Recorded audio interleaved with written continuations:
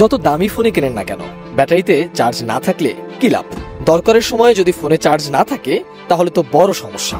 ফোনে কোনো জরুরি কাজ করবেন অথচ দেখছেন চার্জ নেই। ফোনের ব্যাটারি কখন লো সিগন্যাল দিয়েছে খেয়ালই করেননি।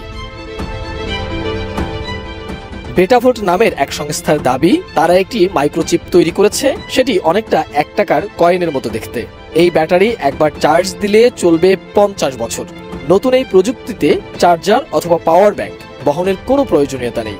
এই ব্যাটারি ইলেকট্রনিক প্রযুক্তিতে বড় পরিবর্তন বলেও মনে করছেন তারা। যুক্তরাজ্য ভিত্তিক গণমাধ্যম দ্য ইন্ডিপেন্ডেন্ট বেটাভোল্টের বরাত দিয়ে জানিয়েছে, তাদের পারমাণবিক ব্যাটারির সাহায্যে মোবাইল ফোন একবার চার্জ করার পর 50 বছরে সেটি চার্জ ফুরাবে না। ফোনটি আর কখনোই চার্জ করতে হবে না। একইভাবে এর মাধ্যমে ড্রোনও চলবে সারা জীবন। বেটাভোল্টের দাবি, তাদের এই ব্যাটারি পারমাণবিক শক্তির সক্ষমতাকে মানুষের হাতের মুঠোয় নিয়ে আসার প্রথম উদ্যোগ। এই ব্যাটারির আকার একটি মুদ্রার চেয়েও ছোট। আইসোটপ ক্ষয় হয়ে যে শক্তি নির্গত হয় সেটাকে বিদ্যুতে রূপান্তরিত করেই ব্যাটারিটি কাজ করছে।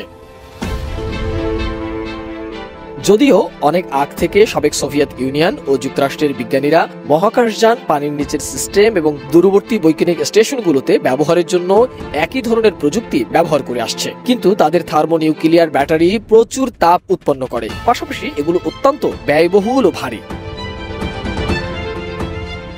চিপস ব্রো, বাছাই করা আলুর সাথে স্পাইসি সিজনিং এর টুইস্ট এলো প্রাণ পতাটা। এটা চিপস নাকি বিস্কিট, কে বুঝে নাও। বেটাভোল্ট টেকনোলজির তৈরি ব্যাটারিটি তুলনামূলকভাবে অনেক সস্তা ও আকারে ছোট। এগুলো তেমন তাপ উৎপন্ন করে না।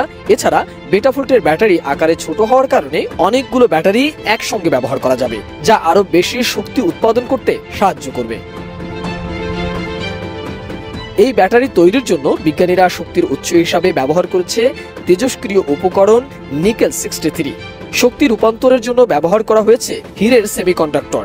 সেমিকন্ডাক্টরটি মাত্র 10 মাইক্রন পুরো এবং নিকেল 63 এর শীটটি কেবল 2 মাইক্রন পুরো। তেজস্ক্রিয় নিকেল 63 ক্ষয় হতে থাকলে সেই শক্তি বৈদ্যুতিক প্রবাহে রূপান্তরিত হয়। বেটাভোল্টের ব্যাটারি এরই মধ্যে পরীক্ষামূলকভাবে পর্যায়ক্রমে প্রবেশ করানো হয়েছে। সামনে একটি ফোন ও ড্রোনের মতো বাণিজ্যিক খাত। Subscribe to the channel now to get such a great new video. Thanks.